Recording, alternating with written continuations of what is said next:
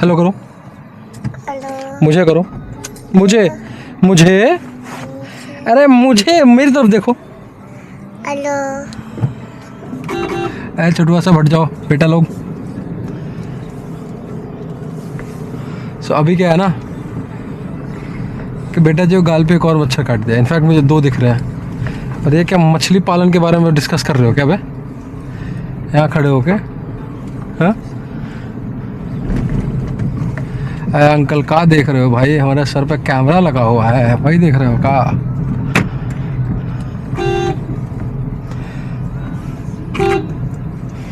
मैं जब बेटा जी को छोड़ के गया था ना यहाँ से, मतलब जब बेटा जी को स्कूल से लेके आया था, उसके बाद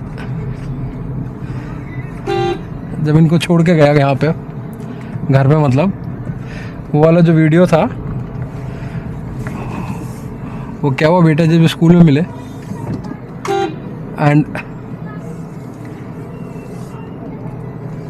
जब बेटा जी स्कूल में मिले ना, अंकल देख रहे हैं कि सर पे क्या लगाया इसने, कैमरा अंकल।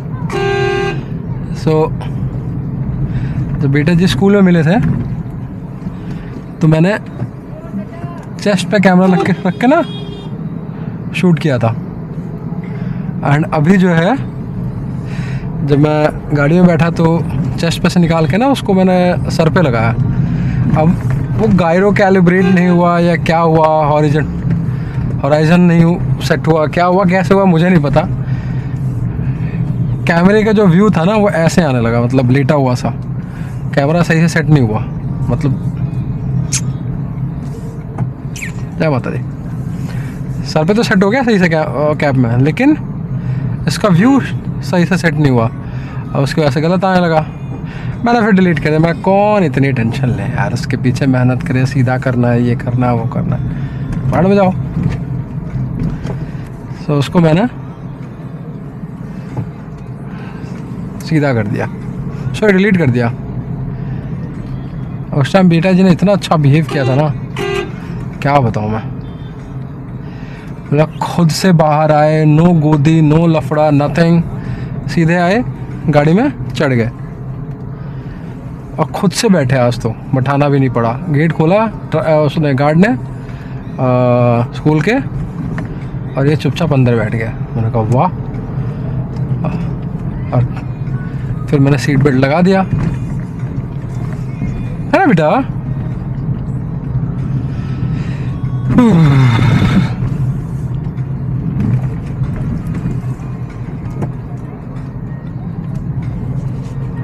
और क्या क्या किए हो?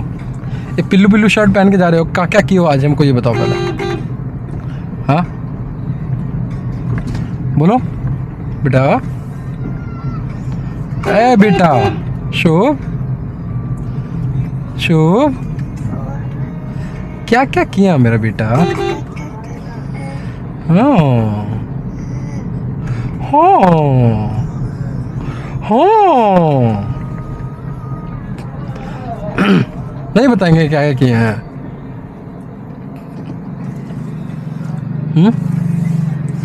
ये हार्ड टॉप क्यों नहीं लिया भाई ने, कोई बताएगा? थार का हार्ड टॉप वर्जन क्यों नहीं लिया?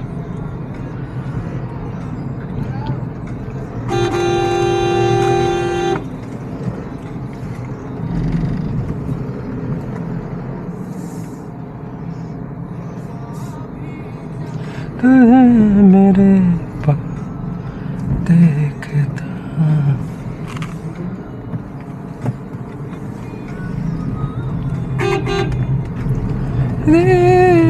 तुझे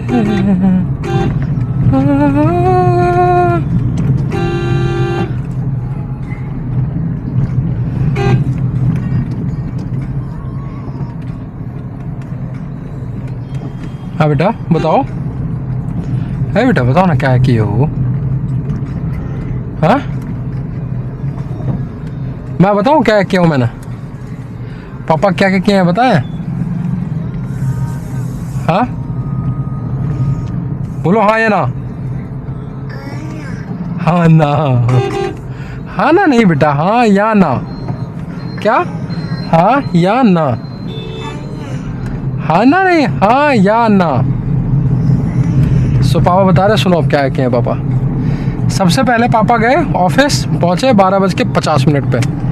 51 मिनट पे वो बैठे लैपटॉप के आगे, लैपटॉप ऑन किया। ऑफिस में सुपर डुपर बॉस बैठे हुए थे एंड एक मैनेजर जो आई हुई थी वही बैठी हुई थी। उन दोनों से मिला, लैपटॉप तब तक ऑन हो चुका था।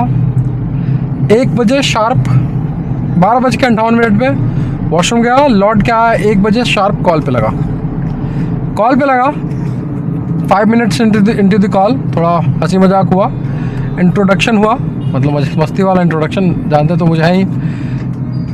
बड़ी लंबी ऑडियंस थी।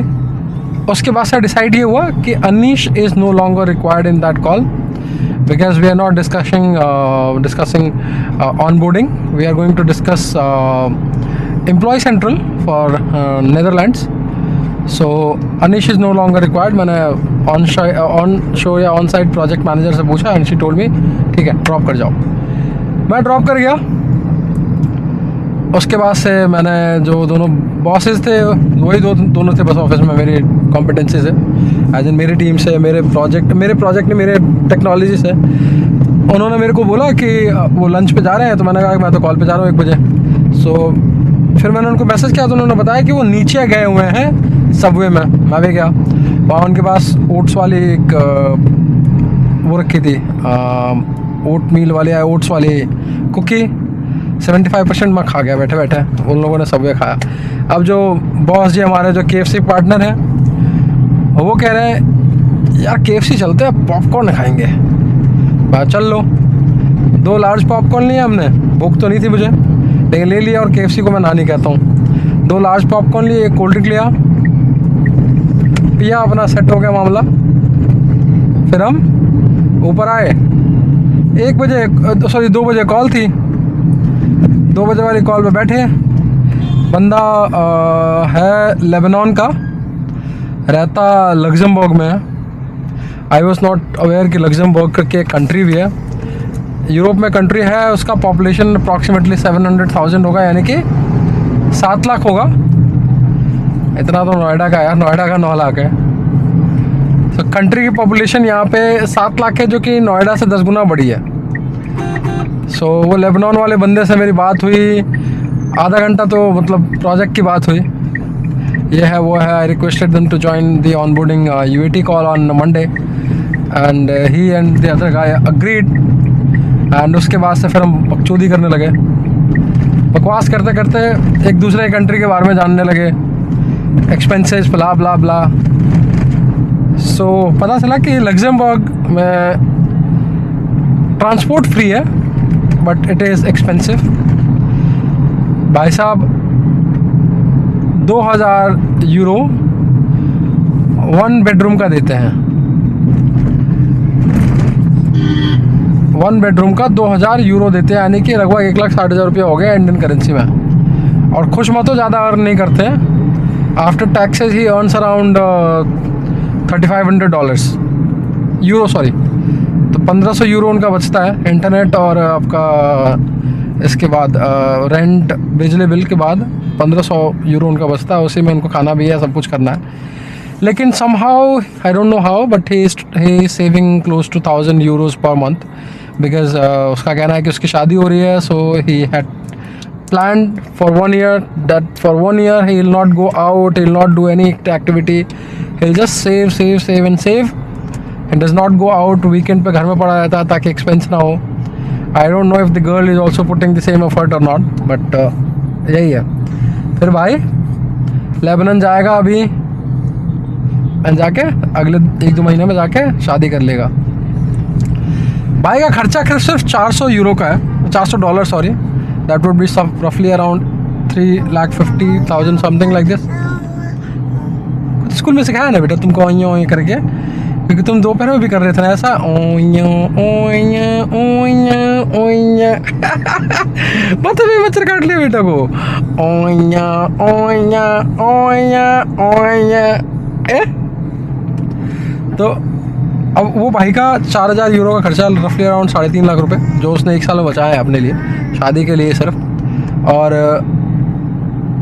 हम लोग कितना बेवकूफ़ी करते हैं, हम लोग कितना फालतू खर्चा करते हैं। सोचो साला 20-20 लाख रुपए शादी में लगा देते हैं, और वो बेचारा, और सबसे मज़े की बात, उसकी शादी में कुल 150 लोग आ रहे हैं, $40 पर हेड का उसका एक्सपेंस है, कुछ ऐसी करके। एंड उसकी शादी में कुल 150 लोग आ रहे हैं मैक्सिमम। और उसने कह रहा है कि उसने जाके बोला हुआ है लोगों को कि आप अपने बच्चों को लेके मत आना, सिर्फ और सिर्फ आप आना। यार मेरा होठ फट गया है, चलो पहले बेटा को लगाऊं। बेटा इधर आओ तो ज़रा, लिप्स आउट पे लगाओ, नहीं चाटते नहीं है।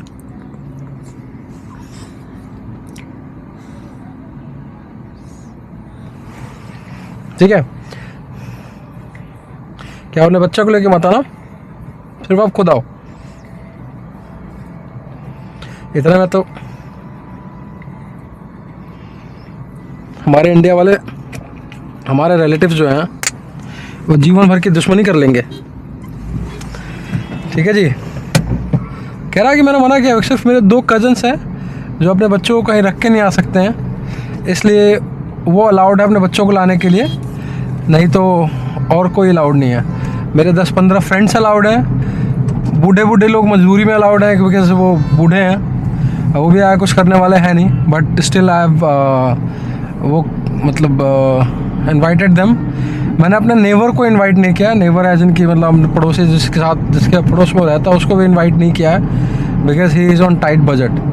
एंड नाउ सोचो मैं क्या मतलब कितना कल्चरल डिफरेंस हम लोगों का, कि हम लोग अपने पड़ोसी के बच्चों को इनवाइट कर देते हैं। इनफैक्ट बेटा जी का जो फंक्शन था, एज इन इनका फंक्शन जो करवाया गया था, see I am not calculating the money है, आई एम जस्ट सेइंग कि कौन आ रहा है कौन नहीं आ रहा है। सो हमने हमारे जो पड़ोस में मुल्ला जी हैं उनके यहाँ जो रेंट पे लोग रहते हैं, जिससे हमारी बात होती रहती है, मतलब उन फैमिली से हमारी थोड़ी मतलब क्लोज रिलेशनशिप नहीं है कोई, बट बात होती है हाय हेलो वाला हिसाब किताब, और सन्नी कैसा है ये सब वाला, उनको तक इनवाइट किया था। हमारी शादी में सब परिवार लोग ना आए, मतलब शादियों में सब परिवार लोग ना आए तो हम नाराज़ हो जाते हैं। बेटा जी के मतलब पापा जी के कंपनी में एक उनके दोस्त हैं, लगभग 25 साल पुराने दोस्त हैं, 25 नहीं तो 20 साल पुराने दोस्त हैं, 20-22 साल पुराने दोस्त हैं, उनको 24 साल या 22 साल हो गए उस कंपनी में, तो उतनी ही पुरानी दोस्ती है उनकी। उन्होंने जब शादी में बुलाया तो उन्होंने हमसे कहा कि फैमिली को ले आना, मतलब उन्होंने स्पेशली कहा सन्नी को भेज देना आप, पापा जी बाहर थे, सन्नी को भेज देना, सन्नी का बेटा भी आना चाहिए और सन्नी की वाइफ भी आनी चाहिए, और कज़न्स मतलब मेरे जो चाचा जी हैं वो भी उनके साथ काम कर चुके हैं, दोस्ती हल्की फुल्की थी उनकी, तो बोले कि ओम प्रकाश के लड़कियों को भी ले आना, भेज देना। अब भैया सोचो, यहाँ बोला जा रहा है उनको भी ले आना, हम भी जब किसी को बुलाते हैं तो हम भी कहते हैं उनको भेज देना या उनको ले के आना। आप भाई यहाँ लोगों को कहा जा रहा है अपने बच्चों को ना लाना, हमारे यहाँ लोग कहेंगे भाड़ में हम तेरे यहाँ जाएंगे ही नहीं, मेरे बेटे को आने के लिए मना कर रहा है, मेरे बेटी को आने के लिए मना कर रहा है, I am not going now. But यहाँ देखो यार बिल्कुल डिफरेंट है। अच्छा कल्चरल शॉक तो है भाई, बट जानकारी लेके अच्छा लगा कि हाउ प्रिविलेज्ड आई एम, किस एरा में जी रहे हैं हम लोग, किस कंट्री में जी रहे हैं हम लोग। India is doing tremendous and this is the time for India. It's we should not go out, we should not revoke our citizenship. जय माता दी, जय बजरंगबली। वो बेचारा लेबनान का सिटीजनशिप है उसका, ओ भाई साहब लेबनान का सिटीजनशिप है उसका, एंड वो जो है क्या नाम उसका, लग्जमबर्ग का सिटीजनशिप लेना चाहता है। वो अपना लेबनान का सिटीजनशिप रिवोक करना चाहता है। उसका कारण ये है, ये कह रहा है कि मेरा ना पासपोर्ट बनने में बहुत टाइम लगता है, रिन्यू करवाना तो कम से कम 1.5 महीने लग गए, और वो फ्रांस से प्रिंट होके आता है क्योंकि फ्रेंच ने कॉन्कर किया था या फिर जो भी किया था, और उसके बाद से उन्हीं का स्वामित्व है, तो फ्रांस से प्रिंट होके आता है, तो बहुत टाइम लगता है। मेरा रिन्यू होने में 1 से 1.5 महीना लग गया था, एंड मुझे लग्जमबर्ग आना था, एंड वो लग्जमबर्ग का इसलिए सिटीजनशिप लेना चाहता है बिकॉज वो चाहता है कि यहाँ का पासपोर्ट हो तो उसको कभी ट्रैवल करने में दिक्कत ना हो, और उसको ही नहीं उसके बच्चों को भी ट्रैवल करने में दिक्कत ना हो, क्योंकि वो 5 साल बाद लग्जमबर्ग का सिटीजन बन जाएगा या उसको पासपोर्ट मिल जाएगा, ऐसे कुछ था, सिटीजन बन जाएगा। सो इसीलिए वो लग्जमबर्ग में सेटल होना चाहता है। कह रहा it's fucking expensive, but still I want to be here because I do not want to be a Lebanese. I do not want my children to suffer the same thing which I am suffering, to have difficulty in their life, and I do not want them to go to US. It has become chaos there. It's not our worth. हमें वहाँ जाने का कोई मतलब नहीं बनता. मतलब मैं ये सोच रहा हूँ यार, वो बंदा उसके पास उसने लेबनान में जो रेट वेट हैं या फिर यहाँ पे जो रेट वेट है उसके बारे में बताया. लेबनान में आपको एक घटिया से घटिया बार्बर $10 ले रहा है. अच्छा जी, इनको सर उठा के दिखना है क्या हो रहा है बाहर. 10 यूरोज़ ले रहा है घटिया से घटिया बार्बर. इंडिया में क्या है? इंडिया में कितना ले रहा है? इंडिया में मैं 60 रुपये में बाल कटवाता हूँ. कोई 40 में भी कटवाता होगा, कोई 30 में भी कटवाता होगा. इससे मुझे नहीं लगता कम कोई लेता होगा. 60 वाले में जिसमें मैं जाता हूँ उसमें AC है और गर्मियों में AC चलाते हैं. And I doubt. और दूसरा उसने बताया कि उसने 30 से लेके 65 तक का हेयर कट लिया है. हेयर कट प्लस शेव लिया है. 30 में सिर्फ हेयर कट, 65 में मैक्सिमम उसने पे किया हेयर कट एंड शेव का. यहाँ पे क्या कहते हैं उसको, लग्जमबर्ग में. सोचो, मैंने कैलकुलेट किया 5,422 रुपये होते हैं करंट USD के हिसाब से. अब 5,422 रुपया मैं 2.5 साल या 2 साल बाल कटवाऊँगा इसमें. बाल कटवाऊँगा और दाढ़ी बनवाऊँगा उसमें. मेरा बताओ यार, महीने का 200 भी देखो तो यार 2-2.5 साल तो हो ही गए. 12 दिन 24 दिन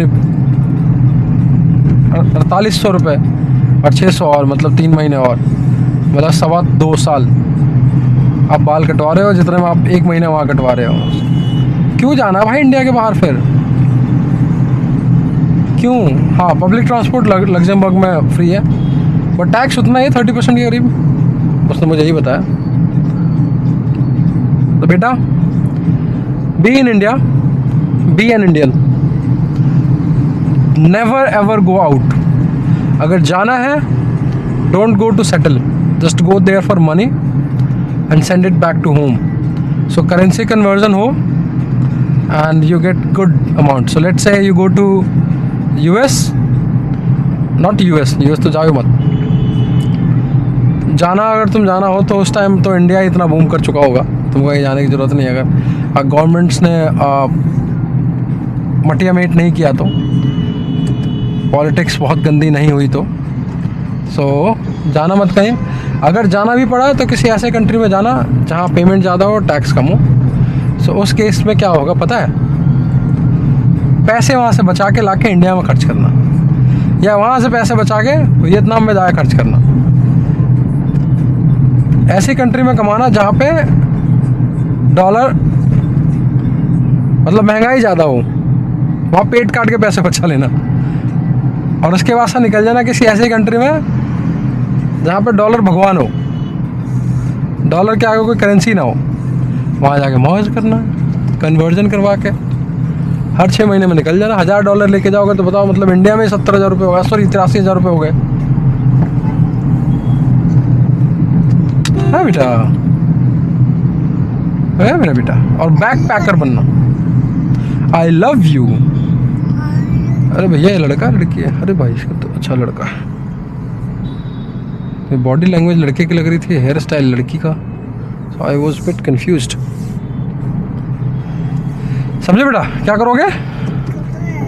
B an Indian, don't go out. Good boy. Good bye नहीं, गुड बॉय. समझे ना?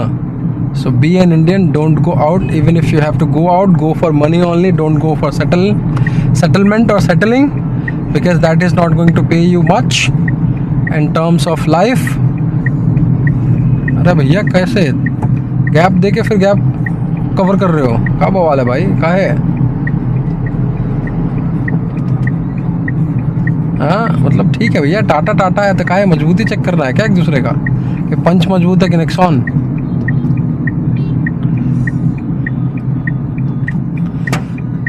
I loved the concept of Exter, but when Exter launched, I found it quite slim as in सामने से बहुत ही विड्थ कम लगती है, दो है नहीं, लगभग इतनी ही है, लेकिन वो विड्थ उसके डिज़ाइन की वजह से कम लगती है। ना मेरा बेटा,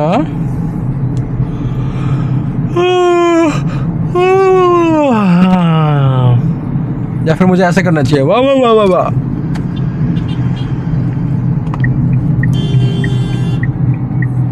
नींद आ रही बेटा? पापा को काम भी करना अभी यार, पापा को इस वीकेंड पे भी काम करना था। पापा ने सोचा था कि वीकेंड पे काम नहीं करेंगे, और तुम्हारी तो कल मम्मा का बर्थडे है ना, मम्मा का बर्थडे है ना? क्या है मम्मा का बर्थडे? सेलिब्रेट करोगे? हाँ, क्या दोगे मम्मा को? बोलो, मम्मा को क्या दोगे? बोलो, तुम बताओ ना क्या दोगे? मम्मा को क्या दोगे? बोलो, हाँ बोलो, क्या दोगे? बोल देना मम्मा आई लव यू, यही मेरा गिफ्ट है, मैं हूं ना आपके पास, आपका गिफ्ट। बोल देना I love you mamma, I love you mamma, I am your gift. क्या है? I am your gift, I am your gift, I am your gift, I am your gift, I am your gift, I am your gift, I am your gift. चलो हम लोग 1 minute हमारे पास है पहुंचने के लिए। बाय कर दो सबको। आई love you, I love you.